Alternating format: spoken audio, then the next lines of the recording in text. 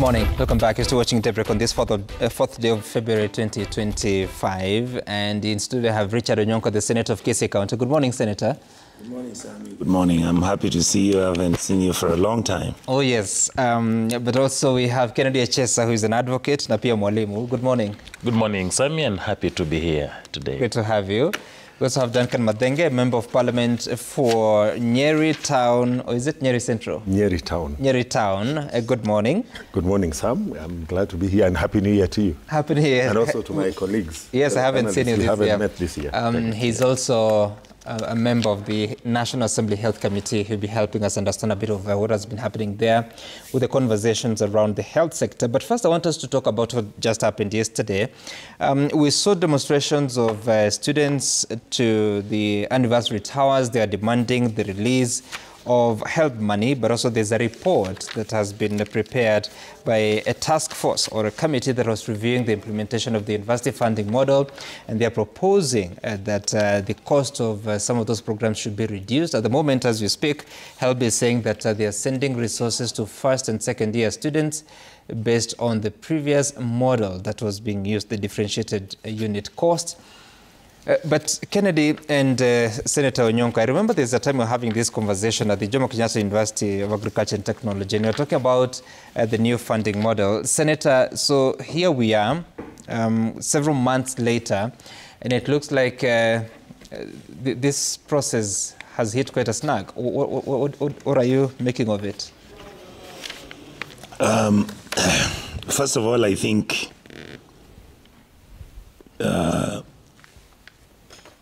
a clever mind, a clever person has to change their mind.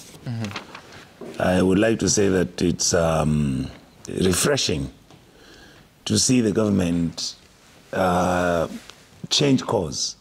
Some of you remember this is the time I think you're mentioning when we went to JKUAT and you were meeting university students there with from all these universities. And at that time, and I was so happy because he was there. At that time, what we were saying is that the structure and the design of the funding model which was provided for by the government was never going to work. If you don't take care of the weakest link in any design, then that strategy and that policy is going to fail. And in this case, what we were saying at that time, and I remember we were pushing this and saying, listen, I am a child of a poor parent who, through some miracles, has made me go through school. I have gone and gotten my A. Right. I want to go and do medicine. What do other jurisdictions do? What do other governments do? What is it that I expect the Kenyan government to do? And in that case, the message I got was, look, we'll give you whatever that is available. Anything else after that, it's up to you. And what we've been saying is very simple. The educational sector in this republic has enough money to take our university students for higher learning and make sure that the university funding is free. We can do secondary school funding for free. We can do tertiary and all these institutions for free. Why? Because, and I think I said it when I was here, if you look at the amount of money that the Ministry of Education receives on an annual basis, we shouldn't be having those challenges. Okay. Yes. Wakili, what do you make of this? Because we appear not to be making progress. Last year was particularly difficult for students because first there was challenges with the funding. Secondly, there were strikes 2 times by the lecturers. As we speak now, we understand that lecturers at the Technical University of Kenya have down their tools. They're not going to administer the examinations because they still have grievances. What does that tell us about the state of university education as you speak? I think the first 2 years of President Ruto has been a year of experiments and bad experiments for the Kenyans. When Senator Onyonka and I told the president last year that this funding model can't work, won't work, as usual, his choir masters dismissed us. But yesterday, we saw them resort to... Who are choir masters? I meant to say those who support these policies that are not working ab initio And they were in that particular discussion said that that is a that was a policy that was already in progress. They could not go back on it. We told them it will not be possible to offer university education based on utter discrimination. We even preempted that a Kenyan will go to court, and we preempted that the court would find that particular model to be unconstitutional. What we said has come to pass. Yesterday, they resorted to DUC as a funding model. You know, you cannot commercialize education. You cannot commercialize a right that has been put in place by the Constitution.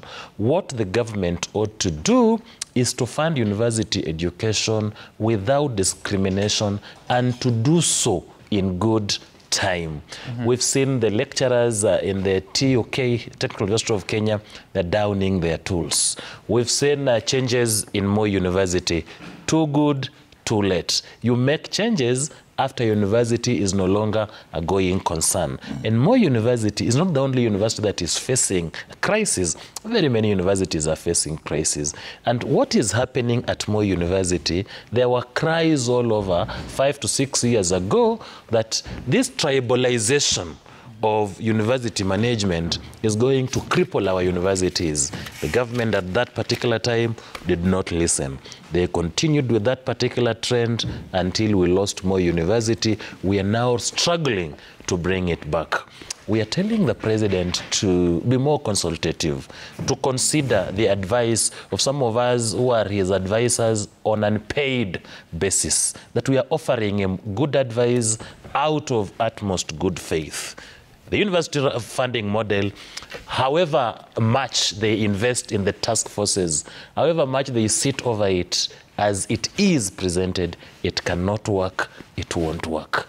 SHA can't work, won't work. Plus many more experimental policies that will come in effect. It is time to strengthen, perhaps. We have tried new things. We've gone to health. We've dismantled what was not working. We've come with what can never work. We've gone to education. We've dismantled what was not working, come to what can never work. It is now time to consider strengthening the policies that we found in place, since history has proven that we cannot come, at least in the next 2-3 years, we cannot come up with a new model that is rolled out in good faith to support Kenya. The problem with this government, I think, is that in every policy, there must be a take home. And the take home is more than take to Kenyans. When you start SHA... What do you mean take home?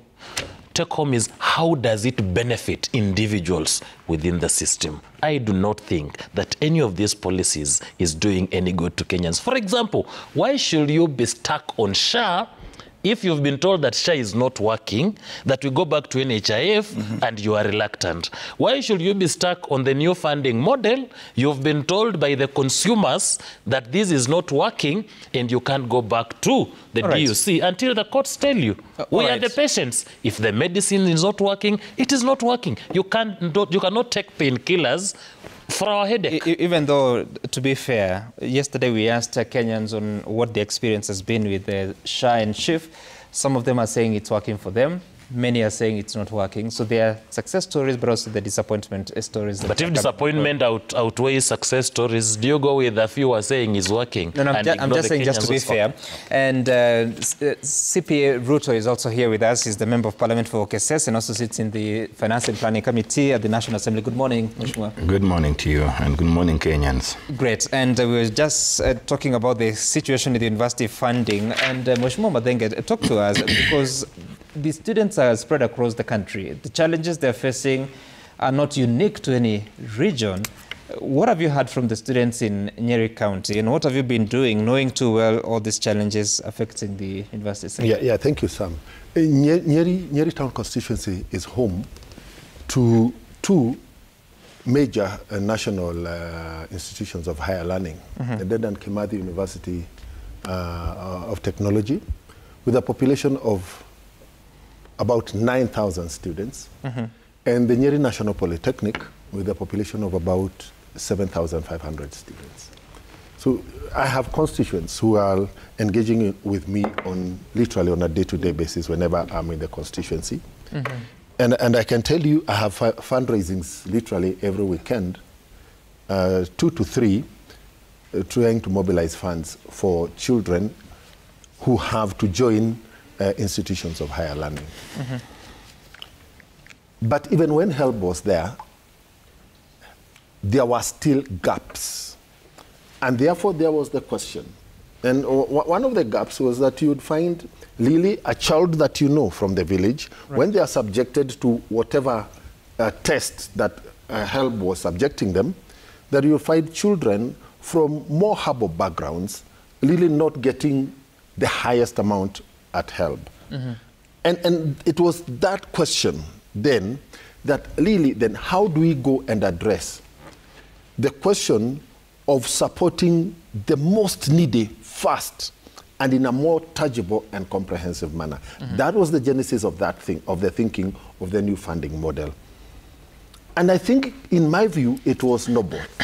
and I keep saying, mm-hmm, if you compare me, Wakili, Senator, and my colleague, CPA Ruto, do our children have to compete for HELB or new funding model? Because if we were genuine as Kenyans, literally because we can afford, we have the fortunate position in the country that we can afford it, should we not leave it for the more deserving people in the community? That is a personal and a moral question. However, what do you mean when you say should our children? Are you saying the members of parliament or who? Not just members of parliament. I'll use members of parliament. I'll talk of lawyers. I'll talk of doctors. I'll talk of business people. The people who have the means. Because this country has some people who are well endowed. And that is the question. Even with as we go back to HELB, should some of the children of families in Kenya who can afford university education allow? It would be a voluntary giveaway. But should we do it that way? But HELB is alone, Mheshimiwa. Yes, it is alone. Uh-huh. But the amount of money available for HELB cannot cover comprehensively every child that goes there. Is enough. And you know, Sam, everybody says there is enough money to offer free secondary school education, enough money to offer a free university education, enough money to offer free universal health care. But if we ask Senator Onyoka to give us the figures for the enough money to provide education. Can I do it? Free education. Okay. And then we go back. I'll do it. Yes. We go back to our budget and holistically look at everything that we have to fund. Then we realize we have shortages here and there across the board. Tell me, Mheshimiwa, because you're saying you listed lawyers, you listed doctors, MPs, doctors. And businessmen. Businessmen and businesswomen. So how do you suggest they are locked out of accessing HELB? I have not said they get locked out. I've said voluntarily. Voluntarily. Voluntarily. That I say, as Duncan Maina Mathenge, my son has qualified and has been admitted to Jomo Kenyatta JQAT. All right? And I'm saying my child, because I am able to pay, will not apply for this loan, so that portion of his loan will be available for another more deserving child. That is how to take care of each other as a community and as a country. Not every other child, not every other parent has been going for HELB. Yeah. And not every other learner is awarded the same amount if you had to use the model that was existing before the current one. I agree. So what is the problem? So, not every, still, not with that reality. Yeah. The truth is, if my child applies for HELB, they will get. They will get, and that is the kind of common good that I'm saying. You think he shouldn't? If I can afford it, Sam. No, I'm asking because here the loan is being awarded to the student. Yes. And the student is a Kenyan. They have a right to be discriminated. If they apply, you think they shouldn't get? Sam, this cake, this Kenyan cake, for those of us who are lucky enough to afford, and it is not everybody, shouldn't we, humanly? That is what I'm talking about. The question I'm asking you, Yes. not every other Kenyan who has an income is a member of parliament. Not agree. every other Kenyan is a business person. And these are people that actually pay tax. If you're to look at what has happened to the payslip, close to 40% going to taxes. So people are paying taxes to finance public education, close to 650 billion shillings. Yes. But now you're saying that because they have an income, they should actually be looked at differently when they're applying for help. I have said we should volunteer, all right? The sense of community, the sense of well-being, the sense of supporting those ones at the lowest level of the pyramid. When you suggest that, because we have had that narrative before, even when Social Health Authority and the shift contributions are being introduced, we were told by the president that those of us who are lucky to have a payslip, we should be supporting those that do not have. So that narrative is clear. But the question is, if the salaried Kenyans are paying taxes that are affording public education, then you say that their children should voluntarily not apply for help. What are you saying here? Aren't all children supposed to be treated the same? They are supposed to be treated the same. They are supposed to be treated the same. In the same way I volunteer to go for a fundraising in the village. It is the same spirit. Mheshimiwa Ruto, so you sit in the Finance and Planning Committee. Two issues have come up. First, that the cost of education, we should actually be able to finance the entire education from basic to tertiary public education. You're talking about more than 650 billion shillings. You can correct me if I'm wrong on the figure about what is going to the education sector. We're always late with capitation. Indeed, we are late with releasing resources from HELB. What is doable in the circumstances, and at a time that the High Court has already given a judgment that the new university funding model should not be implemented, and there's a considered appeal being taken to the Court of Appeal? What should happen in all these circumstances? First of all, thank you for this opportunity. And before I do respond to your question, allow me to correct a statement that Wakili said. And I found it should not be left like that other than to be put in place. Okay. I am a member of parliament for Kasese constituency where Moi University is sitting at. The troubles of Moi University was not brought by virtue of tribalism. In any case, we have TUK. I don't know whether tribalism is a factor in the challenges TUK is going through. Universities are going through challenges across the board. Even Jomo Kenyatta, they have issues as we talk right now. And we need to ask ourselves where these issues of universities came up. We'll have to learn and follow the track of what universities has been growing in the Republic of Kenya. Right. And the policies that has been running universities. There was a time we used to have two kind of, what do you call, enrollments in the universities.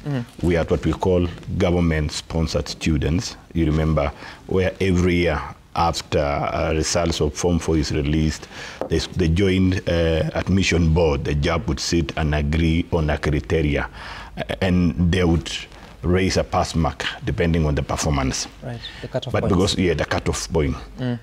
They would allow the other qualifying students, the C+, where the law appreciates that they are qualifying for universities, to go through the same higher education through what we call private-sponsored students. And in that time, no university had any issues. We saw universities progressing in their research and extension. We saw a lot of activities and universities were coming well. But afterwards, the policy was changed to DUC. And by virtue of demand of space, the policy gave in to support even private universities through the same funding model. I'm yet to get lamentation from private universities like what public universities are going through in that funding. Public universities are crying for bending bills as a result of non-clarity or non-supply of enough funding that ought to have been going to them. I'm here to see private universities, but put that aside. The issue of management of universities and tribalism should not be coming at the moment. Okay. We go to Kisii. The VC of Kisii is a good friend of mine. He was in Moi University.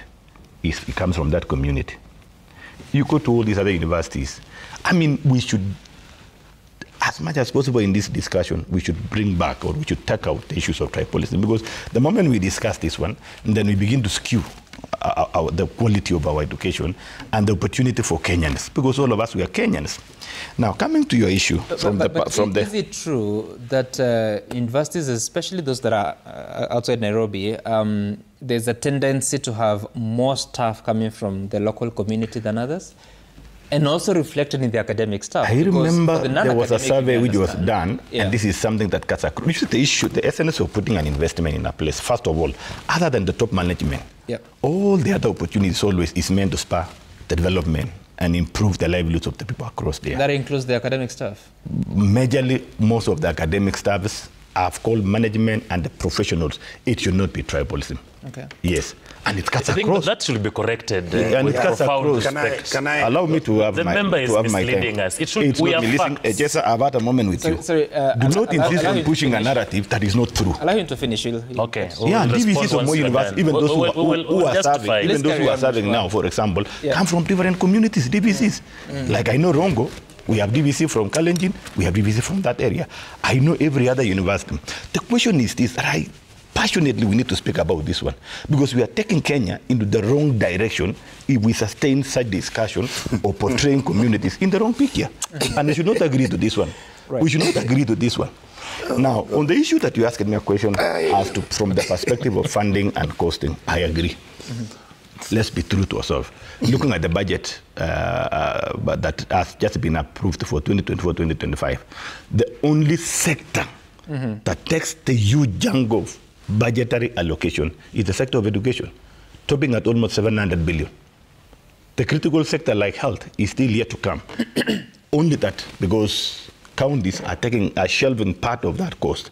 But if you look at the outlook of the budget, education is the leading. And what is the true position? We are yet to meet the actual cost of education. We are now struggling with saying, let's ensure that every child in the university get access to the new funding model equally, because they are the children of Kenya. But again, why is it that we are comfortable in the lower level of education to take our children through our preferred education system because of our abilities?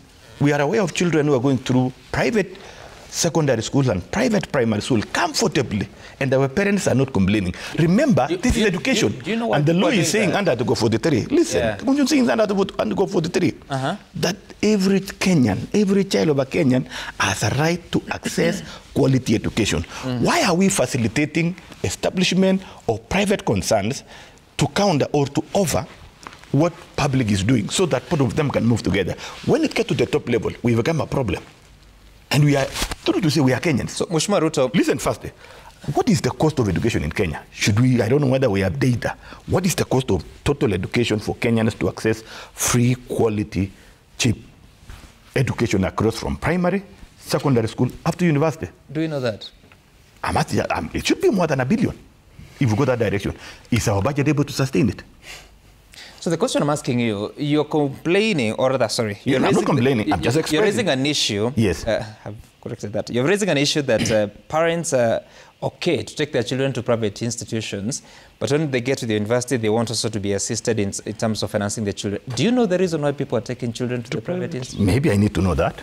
We'll tell you. I need to know the reason why. Listen, so why I'm saying this, I'm coming from the topical point of view. I'm coming from the topical point of view on the cost of education in the Republic of Kenya. Yep. Knowing that the ideals and the law we gave ourselves in 2010 is to ensure every child of a Kenyan, be it be a peasant, be it be of a doctor, be it be of a military person, be it be of a president. So let me ask every you child of Kenya. But the question is this, the reality, let's speak to our reality.